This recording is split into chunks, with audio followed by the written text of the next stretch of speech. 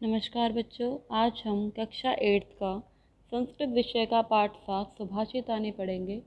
सुभाषितानी में हम विभिन्न श्लोकों के माध्यम से जीवन के महत्वपूर्ण गुणों को जानेंगे।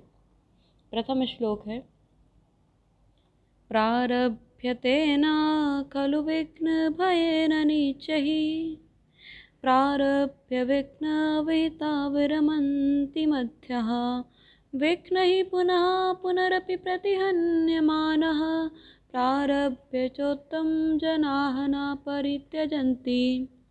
इसमें कहा गया है, प्रारभ्य तेना खलु विघ्न भयेन नीचहि। जो नीच व्यक्ति होते हैं वो विघ्नों के भय से कोई भी कार्य को आरंभ नहीं करते हैं। प्रारभ्य विघ्न विहिता विरमन्ति मध्या। और जो मध्यम श्रेणी के लोग होते हैं वो क्या करते हैं, विघ्न विहिता विघ्नों के भय से जो आरंभ कार्य होता है उसको बीच में ही छोड़ देते हैं। विघ्न ही पुनरपि प्रतिहन्य माना, किंतु बार बार मुसीबतों के आने पर भी विघ्नों की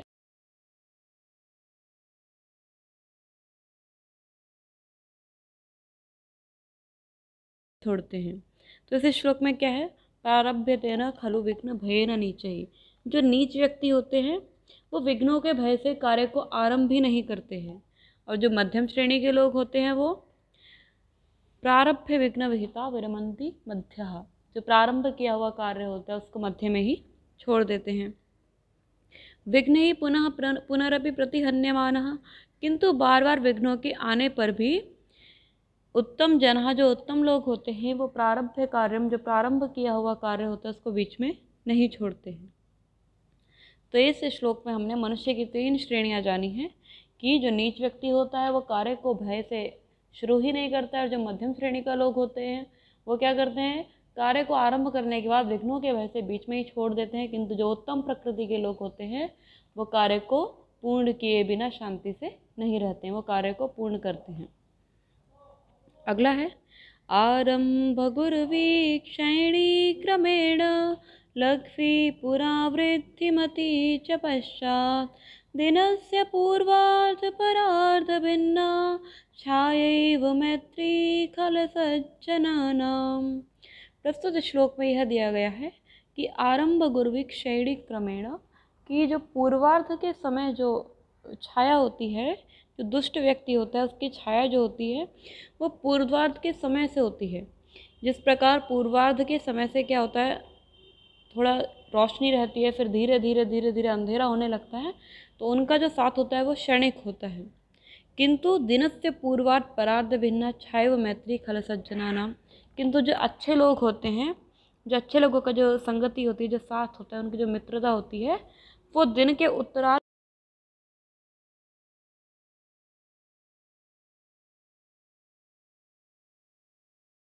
थोड़ा और रोशनी होती है, फिर थोड़ी और रोशनी होती है। तो इस प्रकार से रोशनी उनकी बढ़ती रहती है। अच्छे लोगों की मित्रता की जो छाया की जो रोशनी होती है, जो मित्रता होती है वो बढ़ती रहती है। किंतु जो दुष्ट व्यक्ति होते हैं उनके जो साथ की जो मित्रता होती है वो क्या होती है, धीरे धीरे धीरे धीरे उनका जो प्रकाश होता है वो कम होता रहता है।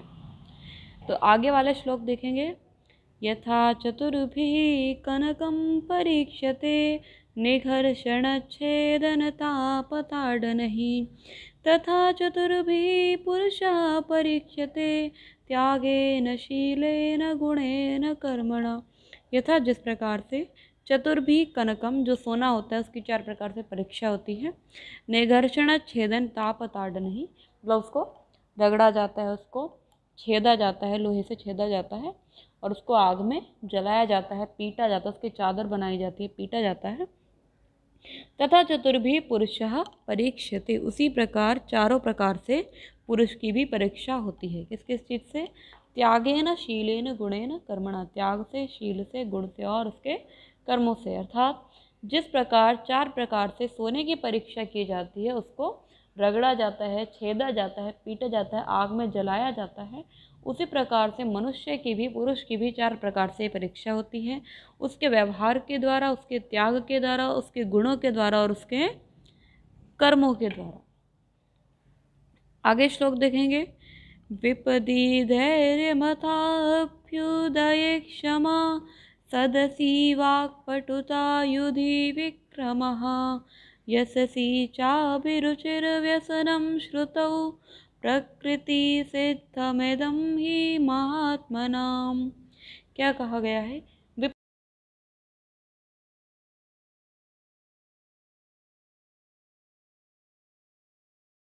होता है वो तो क्षमाशील होता है। सदसी वाक्पटुता, सदसी कहते हैं सभा को। सभा में क्या है? वाक्पटुता, बहुत ही चतुराई से उत्तर देता है। युद्धि विक्रम, और जो युद्ध में क्या करता है? अपने विक्रम को दिखाता है, पराक्रम को दिखाता है। यशस्वी, यशस्वी रहता है। चाभि रुचिर व्यसनम श्रुतो, और जो सभी प्रकार के शास्त्रों को सुनता है, रुचि शास्त्रों को सुनने में रुचि रखता है। प्रकृति सिद्धमिदम ही महात्मानम, ऐसे महापुरुषों का निर्माण प्रकृति स्वयं ही करती है। तो जो व्यक्ति विपत्ति में धैर्य धारण करता है और शक्ति होने पर क्षमाशील रहता है, सभा में वाक्पटु रहता है, चतुरता से उत्तर देता है, युद्ध में पराक्रम दिखाता है, बल दिखाता है और यशस्वी रहता है, और जो मनुष्य सभी प्रकार के शास्त्रों को सुनने में रुचि रखता है, उनका ज्ञाता होता है, ऐसे महान पुरुषों को, ऐसे महात्माओं को प्रकृति जो है स्वयं ही सिद्ध करती है, तैयार करती है। आगे है, न चौर्हार्यं न च राजहार्यं न भ्रातृभाज्यं न च भारकारी व्ययकृते वर्धत एव नित्यं विद्याधनं सर्वधनं प्रधानम्। इस श्लोक में विद्या का लक्षण दिखाया गया है कि न चौर्हार्यम, ना तो इसे चोर चुरा सकता है, न राजहार्यम, न राज्य इसको ले हड़प सकता है, न भ्रातृभाज्यम न च भारकारी, न भाई इसको भोग सकता है, न च भारकारी, और ना ही इसको भार्य ले सकती है। व्यय कृते वर्धत एव नित्यम, ये जो है व्यय कृते, खर्च करने पर, वर्धत एव नित्यम, नित्य ही बढ़ती जाती है। विद्या धनम सर्वधनम प्रधानम, इसलिए विद्या को सभी धनों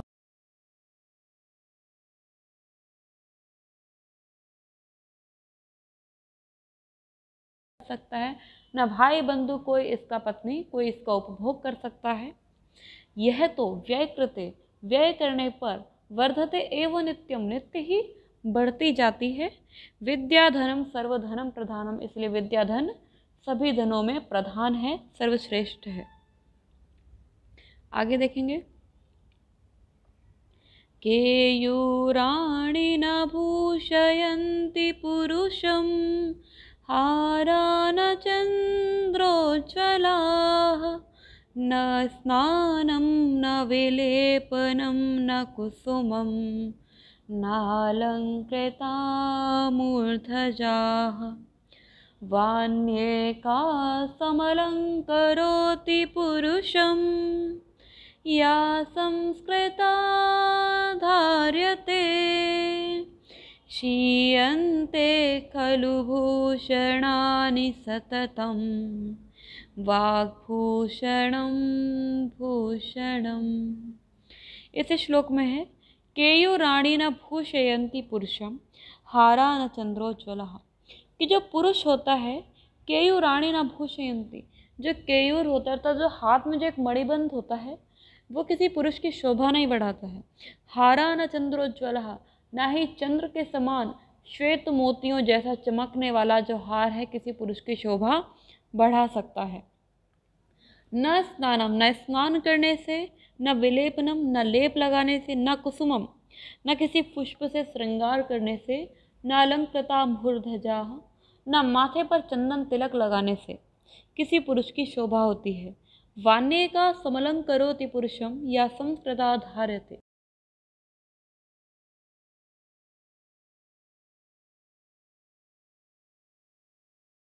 वाणी से, उसके बोलने के तरीके से ही पता चल जाता है कि मनुष्य किस प्रकार का है। तो या संस्कृता धार्यते, जो व्यक्ति संस्कृत को धारण करता है।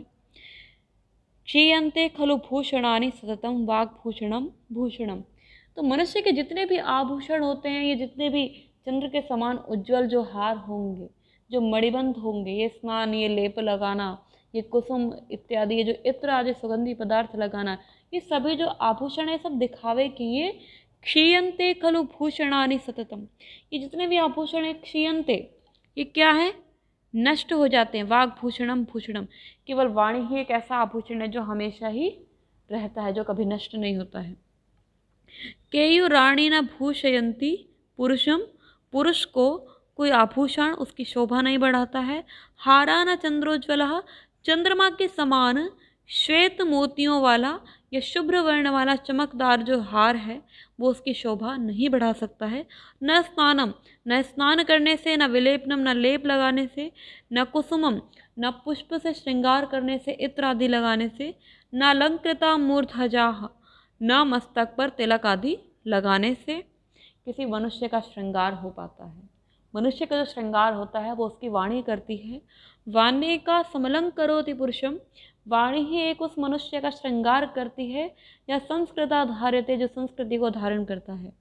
क्षीयन्ते खलु भूषणानि, मनुष्य के जितने भी आभूषण हैं खलु वो निश्चित ही रूप से नष्ट हो जाते हैं।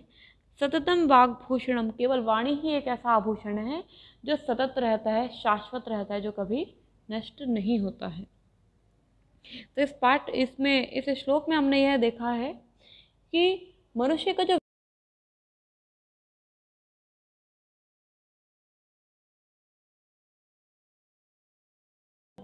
तो मनुष्य का व्यवहार, उसकी जो वाणी है वो उसके व्यक्तित्व को प्रदर्शित करती है। आगे है षड्दोषाः पुरुषेणेह हातव्या भूतिमिच्छता, निद्रा तन्द्रा भयं क्रोधः आलस्यम दीर्घसूत्रता। कहा गया है कि पुरुष के द्वारा, पुरुषेण, पुरुष के द्वारा, यह इस संसार में षड्दोषा, 6 दोष, हातव्या, छोड़ देने चाहिए। तो पुरुष को क्या करने चाहिए? जो 6 दोष हैं, षड्दोषा, जो 6 दोष हैं, भूतिमिच्छता, ये जो संसार है इसमें से, यह इस संसार से उसको ये 6 दोष छोड़ देने चाहिए। कौन कौन से? निद्रा, नींद को त्याग देना चाहिए। तंद्रा, आलस्य को, जो देरी से काम करने का जो वो है। भय, डर को। क्रोध, गुस्से को। आलस्यम, आलस्य को। दीर्घ सूत्रता, यानी कि दीर्घ सूत्रता क्या है कि जो हम टालते रहते हैं ना, कि अभी नहीं, थोड़ी देर में कर लेंगे, या अभी थोड़ा और कुछ कर लेते हैं, आराम आराम से जो उसको बैरा बैरा के जो काम करने की आदत है उसको त्याग देना चाहिए। तो मनुष्य को 6 जो ये दोष हैं मनुष्य के, इन 6 दोषों को इस संसार के में त्याग देना चाहिए। कौन कौन से हैं? निद्रा, तंद्रा, भय, क्रोध, आलस्य और दीर्घसूत्रता। तो मनुष्य को इन 6 दोषों का त्याग कर देना चाहिए। तो इन सुभाषितानियों में हमने क्या देखा है कि जीवन की छोटी छोटी जो महत्वपूर्ण जानकारियाँ हैं वो हमने इस पाठ में जानी हैं। तो इन श्लोकों का उच्चारण करना आप सभी को आ गया होगा, किंतु फिर भी मैं आप सभी को इनका दोबारा उच्चारण एक बार बता देती हूँ।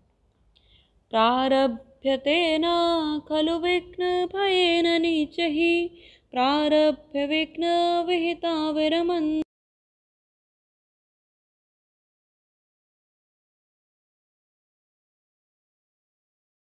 न परित्यजन्ति। इस श्लोक में हमने देखा था कि जो अच्छे मनुष्य होते हैं, जो उत्तम प्रकृति के लोग होते हैं, वो कार्य को आरंभ करते हैं तो बीच में नहीं छोड़ते हैं, किंतु नीच व्यक्ति कार्य को आरंभ भी नहीं करता और मध्यम श्रेणी के लोग कार्य को बीच में ही छोड़ देते हैं। आरंभ गुरुवीक्षेणी क्रमेण लग्भि पुरावृत्तिमती च पश्चात्, दिनस्य पूर्वार्ध परार्ध भिन्ना छायैव मैत्री खल सज्जनानाम। इस श्लोक में देखा था कि जो दुर्जन व्यक्ति होता है उसकी जो मित्रता होती है वो दिन के पूर्वार्ध की तरह धीरे धीरे धीरे धीरे घटती रहती है। अर्थात उसकी जो मित्रता का प्रकाश होता है वो जिस तरीके से दोपहर के बाद जो सूर्य का प्रकाश होता है वो कम होने लगता है, उसी प्रकार दुर्जन व्यक्ति की जो मित्रता होती है उसका प्रकाश भी धीरे धीरे कम होने लगता है। किंतु सज्जनता की जो छाया होती है, उसकी जो मित्रता का जो प्रकाश होता है वो सूर्योदय की भांति होता है। जिस प्रकार सूर्योदय जब होता है तो थोड़ा अंधेरा होता है, फिर धीरे धीरे प्रकाश होता रहता है, तो उसी प्रकार सज्जन व्यक्ति की मित्रता का प्रकाश दिन प्रतिदिन बढ़ता रहता है। यथा चतुर्भिः कनकं परीक्ष्यते निघर्षणच्छेदनतापताडनैः, तथा चतुर्भिः पुरुषः परीक्ष्यते त्यागेन शीलेन गुणेन कर्मणा। ऐसे श्लोक में यह दिखाया गया है कि जिस प्रकार से 4 प्रकार से सोने की परीक्षा होती है उसे छेदा जाता है, तपाया जाता है, तोड़ा जाता है। उसी प्रकार से पुरुष की भी 4 प्रकार से परीक्षा होती है, उसके त्याग के द्वारा, शील के द्वारा, व्यवहार के द्वारा, गुण के द्वारा और उसके कर्मों के द्वारा।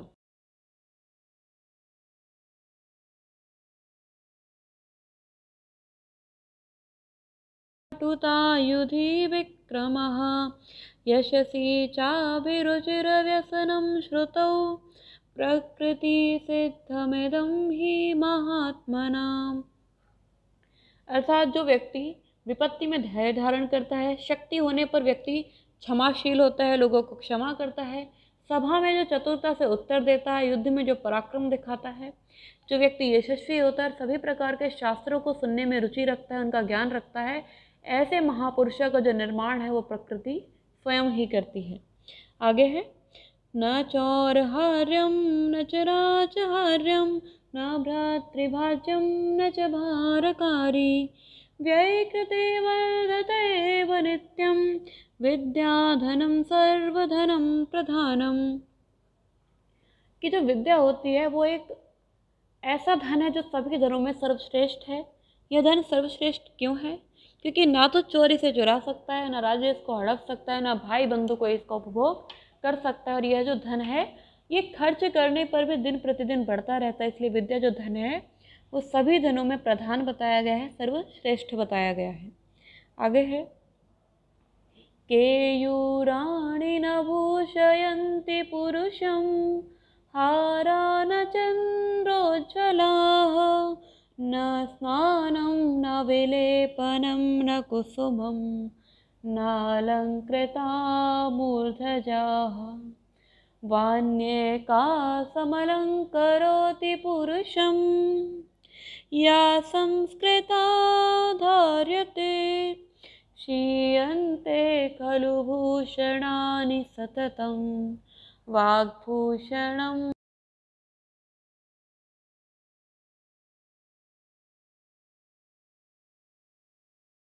सकता है कोई मणिबद्ध पहनने से, कोई चंद्र के समान श्वेत वर्णों वाला हार पहनने से, स्नान करने से, लेप लगाने से, फूलों का श्रृंगार करने से या मस्तक पर चंदन का तिलक लगाने से किसी मनुष्य का जो शोभा है वो नहीं बढ़ती है। केवल वाणी ही एक ऐसा अलंकार है, एक ऐसा आभूषण है जो मनुष्य का श्रृंगार कर सकती है। और जो व्यक्ति संस्कृत को धारण करता है उसकी वाणी क्या है, उसका श्रृंगार करती है। और बाकी जितने भी आभूषण है दुनिया के वे सभी नष्ट हो जाते हैं, किंतु एक वाणी ही एक ऐसा आभूषण है जो सतत रहता है, शाश्वत रहता है। षड्दोषाः पुरुषेणेह हातव्या भूतिमिच्छता निद्रा तंद्रा भयं क्रोधः आलस्यं दीर्घसूत्रता। इस श्लोक में यह बताया गया है कि पुरुष को इस संसार में 6 दोषों को त्याग कर देना चाहिए, निद्रा का, तंद्रा का, भय का, क्रोध का, आलस्य का और दीर्घसूत्रता का। तो इस पाठ में हमने जीवन के महत्वपूर्ण गुणों को जाना है। इसके जो नोट्स हैं वो आपको PDF के माध्यम से भेज दिए जाएंगे। धन्यवाद।